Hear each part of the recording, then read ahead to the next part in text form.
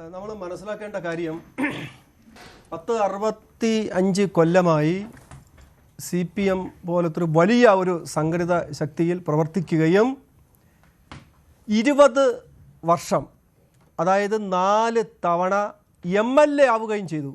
അതുപോലെ MLA ആക്കി communist party. 10 വർഷം മന്ത്രിയായിരുന്നു, അതായത് 2 തവണ മന്ത്രിയായി. അദ്ദേഹം സിൻഡിക്കേറ്റ് മെമ്പർ ആയിക്കെന്നൊക്കെയാണ് ഇപ്പോൾ വാർത്ത വരുന്നത്. അപ്പോൾ ഒരു പാർട്ടി ഒരു മനുഷ്യരെ കൂടി നീ എന്താണ് ചെയ്യേണ്ടത്? ഒരു മനുഷ്യന് കമ്മ്യൂണിസ്റ്റ് പാർട്ടിയിൽ ഇദ്ദേഹത്തിന് കൊടുക്കാനുള്ള എല്ലാ സ്ഥാനമാനങ്ങളും കമ്മ്യൂണിസ്റ്റ് പാർട്ടി കൊടുത്ത് പരിഗണിച്ച് കൂടെ നിർത്തിയിട്ടുണ്ട്. 10,000-കണക്കിന് ലക്ഷക്കണക്കിന് അണികളുള്ള വലിയൊരു പാർട്ടിയാണ് കമ്മ്യൂണിസ്റ്റ് പാർട്ടി.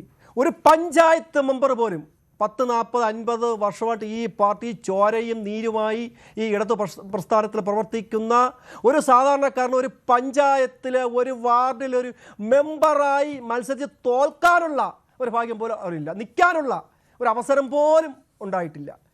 അത്രത്തോളം ജനഹൃദയങ്ങളിൽ ജീവിക്കുന്ന ഒരു വലിയ വികാരമായിട്ടുള്ള കമ്മ്യൂണിസ്റ്റ് പാർട്ടിയിൽ ഈ ജി സുധാകരൻ എന്ന് പറയുന്ന ഈ നേതാവ് പലതവണ മന്ത്രിയാവുകയും MLA ആവുകയും ഒക്കെ ചെയ്ത് ഇനി എന്താണ് ചെയ്യേണ്ടത്? ഇനി മരണം വരെ അദ്ദേഹത്തിന് സ്ഥാനത്ത് മന്ത്രിയാക്കണം. അധികാര കൊതി കൊണ്ടാണ് ജി സുധാകരൻ പോകുന്നത് എന്നാണോ താങ്കൾ കരുതി? അധികാര കൊതിയാണ് ഇത്.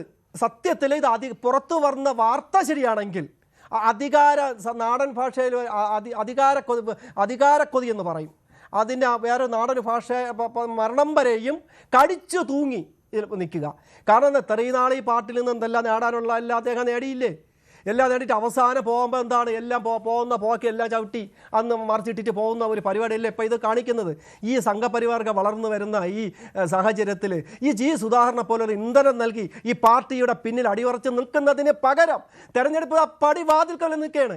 ഈ ശത്രുക്കൾക്ക് ആയുധം എറിഞ്ഞുകൊടുക്കുന്ന പരിപാടിയിൽ അദ്ദേഹം ഈ ചെയ്യുന്നത്. അതുകൊണ്ടല്ലേ ജി സുധാകരൻ നേതാവേ എന്ന് വിളിച്ച നാവ് കൊണ്ട് വർഗവഞ്ചകൻ എന്ന് അണികൾ വിളിക്കേണ്ട അവസ്ഥ ഇദ്ദേഹം ഉണ്ടാക്കി വെച്ചില്ലേ?